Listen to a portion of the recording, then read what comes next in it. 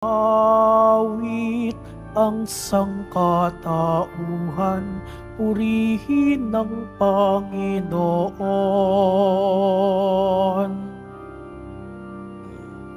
Papuri sa kaitaasan, siya'y papurihan, Diyos ng lahat. O papuri sa kaitaasan, siya'y papurihan, ngayon at magpakailanman.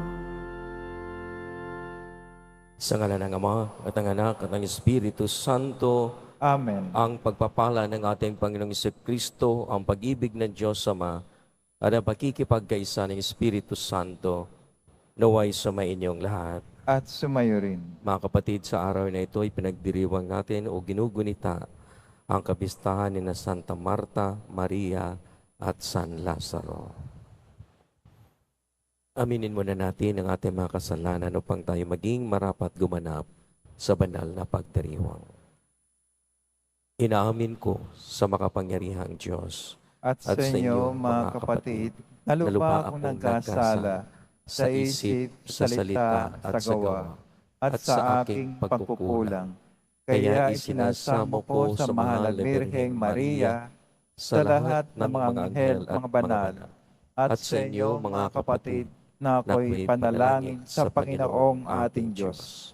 Kaawan tayo ng makapangyarihang Diyos, patawarin tayo sa ating mga kasalanan, at patnubayan tayo sa buhay na walang hanggan. Amen. Panginoon, kaawaan mo kami. Panginoon, kaawaan mo kami. Kristo, kaawaan mo kami.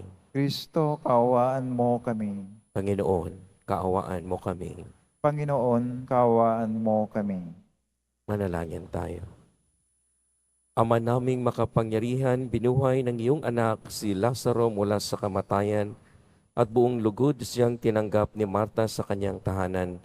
Ipagkaloob mong sa tapat naming paglilingkod sa aming kapwa, mapagnilayan namin tulad ni Maria ang iyong salita at makamit ang iyong gantimpala sa pamamagitan ni Jesucristo kasama ng Espiritu Santo, magpa sa walang hanggan. Amen. Magsiyo po muna lahat. Pagbasa mula sa unang sulat ni Apostol San Juan. Mga pinakamamahal, mag-ibigan tayo, sapagkat mula sa Diyos ang pag-ibig. Ang bawat umiibig ay anak ng Diyos at kumikilala sa Diyos. Ang hindi umiibig ay hindi kumikilala sa Diyos, sapagkat ang Diyos ay pag-ibig. Inihayag ng Diyos ang kanyang pag-ibig sa atin nang suguin niya ang kanyang bugtong na anak upang magkaroon tayo ng buhay sa pamamagitan niya. Ito ang pag-ibig. Hindi sa inibig natin ang Diyos, kundi tayo ang inibig niya at sinugo niya ang kanyang anak upang maging handog sa ikapagpapatawad ng ating mga kasalanan. Mga pinakamamahal, yamang gayon kadakila ang pag-ibig ng Diyos sa atin, dapat din tayong mag-ibigan. Walang taong nakakita sa Diyos kailanman. Ngunit kung tayo'y mag-iibigan, nasa atin siya at nagiging ganap sa atin ang kanyang pag-ibig. Nalalaman nating nananatili tayo sa Diyos at siya naman ay sa atin, sapagkat pinagkalooban niya tayo ng kanyang Espiritu. Nakakita natin na pinatotohanan sinugo ng Ama ang kanyang anak bilang tagapagligtas ng sanlibutan. Ang nagpapahayag na si Jesus ang anak ng Diyos ay nananatili sa Diyos at ang Diyos namay nananatili sa Kanya. Nalalaman natin at pinananaligan ang pag-ibig ng Diyos sa atin. Ang Diyos ay pag-ibig. Ang nagpapatuloy na umiibig ay nananatili sa Diyos at nananatili naman sa Kanya ang Diyos. Ang salita ng Diyos. Salamat sa Diyos. Palagi kong pupurihin ang dakilang poon natin. Palagi kong pupurihin ang dakilang poon natin. Panginooy aking laging pupurihin, sa pasasalamat di ako titigil. Aking pupurihin kanyang mga gawa, kayong naaapi, makinig matuwa. Palagi kong pupurihin ang dakilang poon natin. Ang pagkadakila niya ay ihayag, at ang ngalan niya ay pupurihin ng lahat. Ang aking dalangi dininig ng Diyos, nawala sa akin ang lahat kong takot. Palagi kong pupurihin ang dakilang poon natin. Nagalak ang aping umasa sa kanya, pagkat di nabigo ang pag-asa nila. Tumatawag sa Diyos ang walang pag-asa, sila'y iniligtas sa hirap at dusa. Palagi kong pupurihin ang dakilang poon natin. Anghel yaong bantay sa may takot sa Diyos, sa mga panganib sila'y kinukupkop. Ang galing ng poon, hanaping masikap, yaong nagtiwala sa kanya't nagligtas, ay maituturing na taong mapalad. Palagi kong pupurihin ang dakilang poon natin. Matakot sa poon, kayo kanyang bayan, nang makamtan ninyo ang lahat ng bagay. Kahit mga leyon ay nagugutom din, sila'y nagkukulang sa hustong pagkain. Ngunit ang sinumang ang poon susundin, sa anumang bagay, hindi kukulangin. Palagi kong pupurihin ang dakilang poon natin. Tumayo na po ang lahat.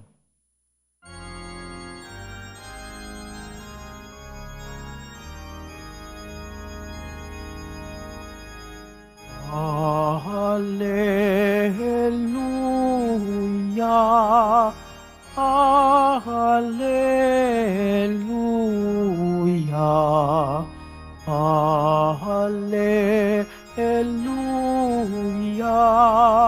Hallelujah.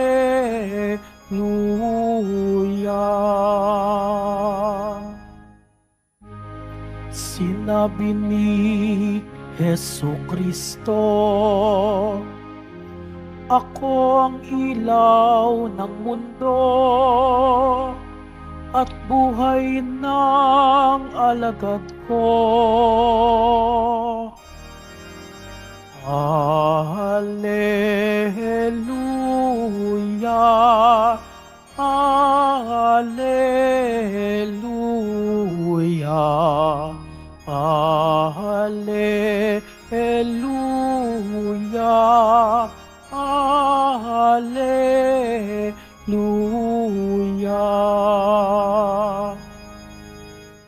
Sumainyo ang Panginoon. At sumayo rin. Ang mabuting balita ng Panginoon ayon kay San Juan. Papuri sa iyo, Panginoon. Noong panahong yun, marami sa mga Hudyo ang dumalaw kina Marta at Maria upang sila'y aliwin. Nang marinig ni Marta na dumarating sa Jesus, sinalubong niya ito, ngunit si Maria ay naiwan sa bahay. Sinabi ni Marta, Panginoon, kung kayo po'y narito, hindi sana namatay ang aking kapatid. Ngunit nalalaman kong kahit ngayon ibibigay sa inyo ng Diyos ang anumang hingin ninyo sa Kanya. Muling mabubuhay ang iyong kapatid, wika ni Jesus. Sumagot si Marta, nalalaman ko pong siya'y mabubuhay uli sa huling araw, sa muling pagkabuhay. Sinabi naman ni Jesus, ako ang muling pagkabuhay, ang buhay. Ang mananalig sa akin kahit mamatay ay muling mabubuhay. At sino mang nabubuhay at nananalig sa akin, kahit mamamatay ay mabubuhay kailanman. Pinaniniwalaan mo ba ito? Opo, Panginoon, sagot niya. Nananalig ako sa inyo, kayo po ang anak ng Diyos, ang Mesiyas na inaasahang paparito sa sanlibutan. Ang mabuting balita ng Panginoon. Pinupuri ka namin, Panginoong Jesucristo. Magsiyo po muna ang lahat. Ang magkapatid na Marta, Maria at Lazaro ay mga kaibigan ng ating Panginoon Kristo na kung matatandaan sa ibang sinasaad sa Ebanghelyo, ng pagkamatay ni Lazaro, tumatangis ito. Hindi lamang dahil namatay si Lazaro, kundi sa mga naiwan ni Lazaro na sila Marta at Maria na lubos ng pagmamahal sa kanilang kapatid. Ganito ang pagkamaawain ng ating Panginoon Kristo na lalo tigit sa kanyang mga kaibigan. Matatandaan din natin na sa Ebanghelyo ay naroon ang minsang pagreklamo ni Marta sa kanyang kapatid na nadudoon lamang katabi ang ating Panginoon Kristo sa panat kanyang nakikinig o di kaya'y pagninilay habang nag-uusap sila ng Panginoon, at si Marta naman dahil sa pagdalaw ni Jesus ay abalang-abala sa pagsisilbi at maging siguro sa paghahanda ng pagkain. Ang ibang interpretasyon, lalo na karamihan, na para bang nagrereklamo si Marta sa hindi pagtulong ng kanyang kapatid na si Maria. Wala pong ganon dahil magkakaibigan po at maaari lamang sigurong kinukwento ng may kababaang loob ni Marta na bilang magkakaibigan na para bang nagkukwentuhan, nagkatuwaan na sinasabing nasabi ni Marta, Panginoon, tingnan mo nga iyang kapatid ko, walang ginagawa at doon lamang nakakinig sa iyo habang ako'y narito. O anyway, pagsisilbihan ko. Walang ganong malamin, ituloy pinaghihiwalay ng mga tao. Dahil ang ginawa ni Marta ang pagsisilbi at ang ginawa ni Maria na nakikinig sa ating Panginoon, they complement each other. After all, sa ating paglalakbay ng buhay na ito, tayo po ay naglilingkod, tayo may pinapakain, siguro ang ating pamilya o kung sino man ng ating pinagkaabalahan ng ating mga trabaho ay ating pinapakain. Dahil sa balang araw din, tayo naman din ay kinakailangan papakainin din ng mga salita ng ating Panginoong Diyos. Ibig sabihin, maging sa parte nitong ating pagdiriwang ng misa, merong dalawang parte. Una, kailangan po nating mabusog sa unang ipinapahayag ng liturhiya ang salita ng Diyos. Hindi lamang po natin hihintayin na tayo tatanggap ng komunyon. Una pong kinakailangang matanto natin na sa ating pakikinig ng salita ng Diyos, mapagnilayan natin ito, tayo'y mabubusog nito. At sa pagbusog nito, matatanggap din natin ang ating kabusugan sa pagtanggap din natin ng katawan ng ating Panginoon Kristo. We complement each other. Na ibig sabihin, maiintindihan natin lalo ang pagtanggap natin ng Eucharistia kung ating mapapakinggan ang salita ng Diyos. At atin pong maintindihan ang salita ng Diyos na magkakaroon ito ng laman sa pamamagitan din ng paggawa sa ating buhay kung ano man ang sinasaad ng bawat salita.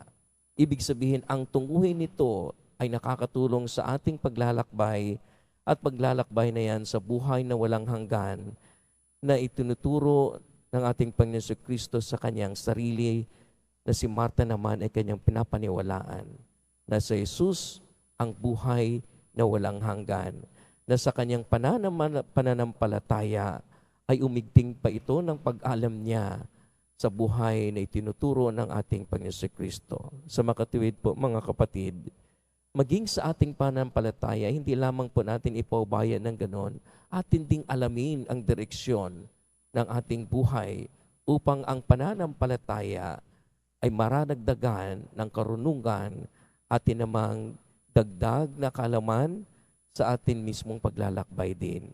Hindi po pananampalataya at wala na tayong pag-isip o pag-aaral ng mga turo ng ating simbahan at ang atin lamang gagawin ay mga ritual. Alamin natin ang itinuturo ng ating Panginoon Kristo sa direksyon ng buhay ng kanyang ibinigay sa atin bilang isang tao ay magdadala din sa atin ng kabuuang pagtanggap ng kanyang ibinigay na panampalataya hanggang sa buhay na walang hanggan kapiling niya. Ito po ay tinatawag nating beatific vision. Ibig sabihin, sa bandang huli, we have to face God, face to face, harap-harap ang bawat isa. At ito'y kalugod-lugod sa buhay na walang hanggan. Tumayo na po ang lahat.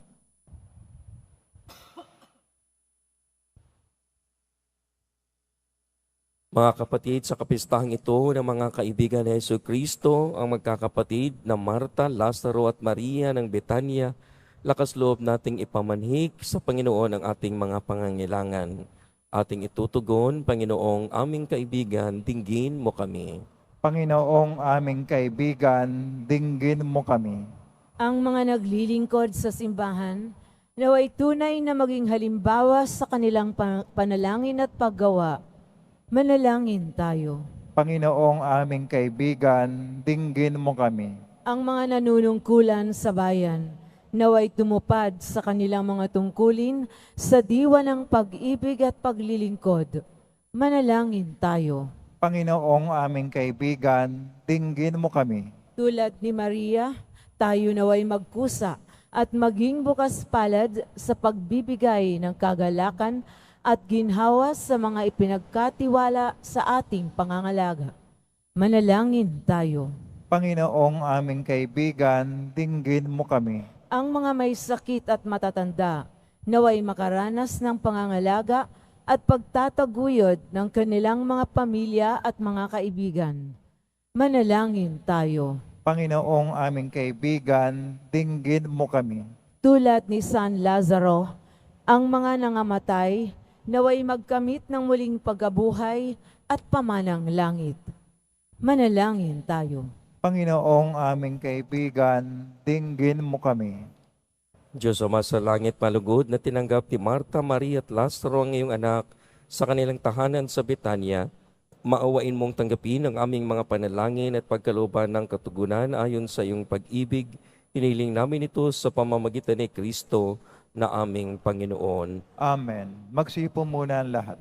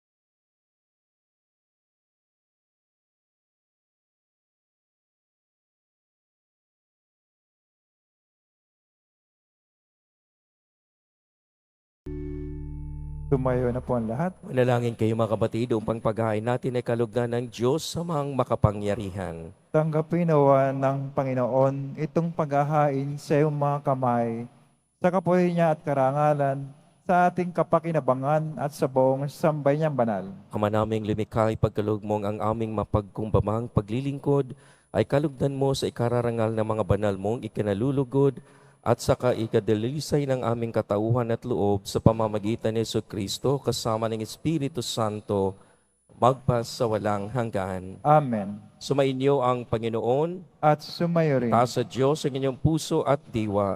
Tinaas na namin sa Panginoon. Pasalamatan natin ang Panginoong ating Diyos. Marapat na siya ay pasalamatan. Ama naming makapangyarihan, tunay ngang marapat na ikaw ay aming pasalamatan. Ang pagpaparangal ng iyong kabutihay lagi mong ipinalingaw-ngaw sa iyong sambayanan sa pagkakaroon ng mga kaanib na maasahan at tapat tulad mo sa pananagutan upang magbunga ang punyagi ng iyong anak na iyong pag-ibig kami makatulad. Ang mga banal na tao'y tumutulong sa lahat sa pagbibigay halimbawa at panalangin wagas. Kaya kaisa ng mga anghel na nagsisiawit ng papuri sa iyo nang walang humpay sa kalangitan. Kami nagbubunyi sa iyong kadakilaan. Santo, Santo, Santo, Panginoon Diyos ng mga hukbo, napupuno ang langit at lupa ng kadakilaan mo, o sana sa kaitaasan. Pinagpala na paririto sa ngalan ng Panginoon, o sana sa kaitaasan.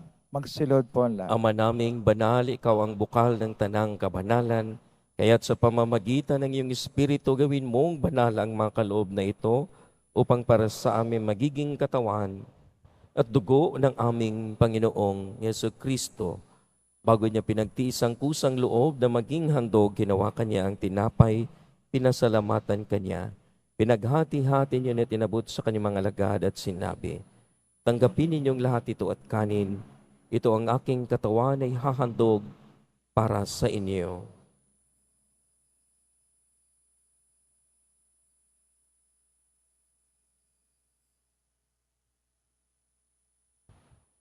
Ganyan din naman nung matapos sa ngapunan, hinawakan niya ang kalis, muli kanyang pinasalamatan.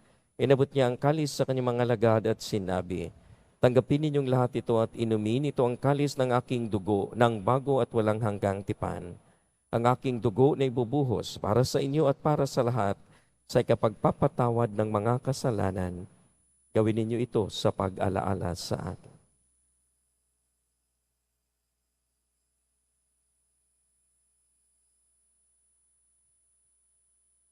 Pagbunyi natin ang misteryo ng ating pananampalataya. Kristo'y namatay, si Kristo'y nabuhay, si Kristo'y babalik sa wakas ng panahon. Ang mga ginagawa namin ngayon ang pag-alaala sa pagkamatay at muling pagkabuhay ng iyong anak, kaya tinaalay namin sa iyo ang tinapay na nagbibigay buhay at ang kalis na nagkakaloob ng kaligtasan. Kami nagpapasalamat dahil kami yung minarapat na tumayo sa harap mo para maglingkod sa iyo. Isinasamo namin kami magsasalo-salo sa katawan at dugo ni Kristo ay mabuklod sa pagkakaisa sa pamamagitan ng Espiritu Santo. Ama, lingapin mo ang iyong simbahang laganap sa buong daigdig. Puspusin mo kami sa pag-ibig, kaisa ni Francisco na aming Papa at ni Jose na aming Obispo at ng Tanang Kaparian. Alalahanin mo rin ang mga kapatid naming nahimlay na may pag-asang sila'y muling mabubuhay, gayon din ang lahat ng mga pumanaw. Kaawaan mo sila at patuloyin sa iyong kaliwanagan. Kaawaan mo at pagintapating kaming lahat na makasalo sa iyong buhay na walang wakas. Kaisa ng mahal na Birheng Maria na ina ng Diyos, ng kabiyak ng puso niyang si San Jose, kaisa ng mga apostol, Santa Marta, Maria at Lazaro, at ni San Juan Bautista at ng lahat ng mga banal na namuhay dito sa daigdig ng kalugod-lugod sa iyo. Maipagdiwang nawa namin ang pagpupuri sa ikararangal mo sa pamamagitan ng iyong anak na aming Panginoong Hesu Kristo. Sa pamamagitan ni Kristo, kasama niya at sa Kanya, ang lahat ng parangal at papuri ay sa iyo. Diyos amang makapangyarihan kasama ng Espiritu Santo, magpa sa walang hanggan. Amen. Sa tagubilin ng nakagaling na utos sa turo ni Jesus na Panginoon natin at Diyos, ipahayag natin ng lakas loob. Ama namin, Sumasalangit ka, sambahin ang ngalan mo, mapasa amin ang kaharian mo, sundin ang loob mo dito sa lupa para nang sa langit. Bigyan mo kami ngayon ng aming kakanin sa araw-araw, at patawarin mo kami sa aming mga sala, para ng pagkapatawad namin sa nagkakasala sa amin, at huwag kaming pahintulot sa tukso at yadya mo kami sa lahat ng masama.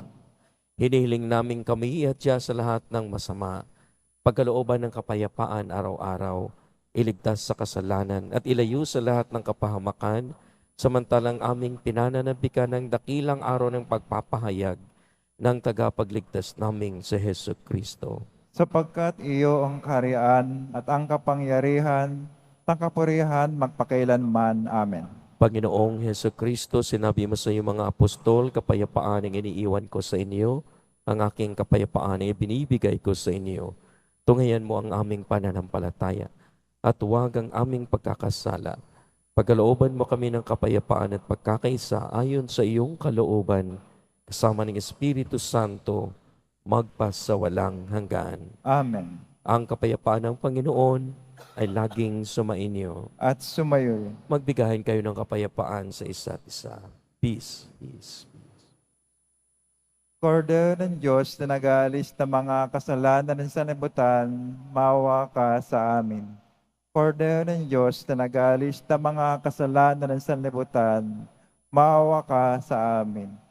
Kordero ng Diyos na nag-aalis ng mga kasalanan ng sanlibutan, ipagkaloob sa amin ang kapayapaan. Magsilod po lahat.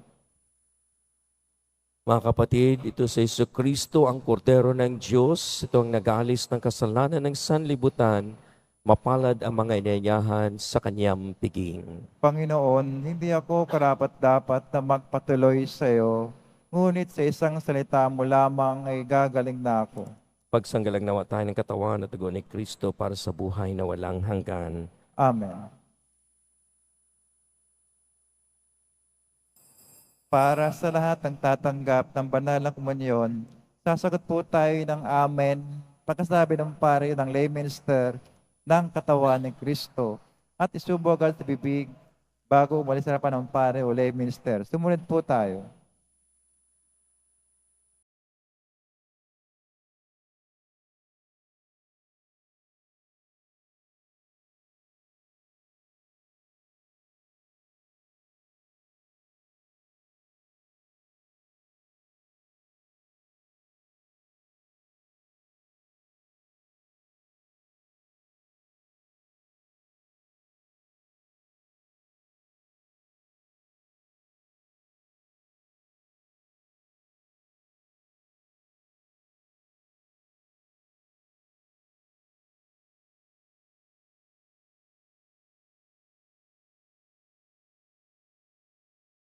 Manalangin tayo.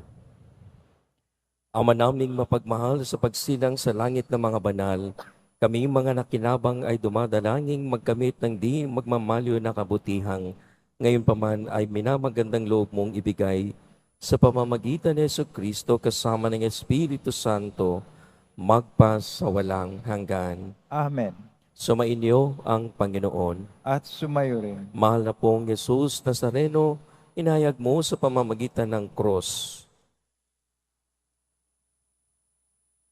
ang walang maliw na pag-ibig ng Diyos sa sangkatauhan. Pakinggan mo ang kahilingan ng iyong angkan na nagsusumamo sa iyo. Makamtanawan nila ang iyong katugunan at tanggapin ang kasagutan ng may utang na loob na tinatanaw. Basbasan din po ninyo ang mga daladala nilang mga imahin at dasalan sa pamamagitan ng bendisyon na ito. Naway maalala nila ang mga pangako nila noon sa binyag na ikaw ang kanilang iibigin at paglilingkuran bilang Panginoon, magpas sa walang hanggan. Amen. At pagpalain kayo ng makapangyarihang Diyos, Ama, Anak, at ng Espiritu Santo. Amen. Kumayo kayong taglay ang kapayapaan ng poong Jesus Nazareno. Salamat sa Diyos.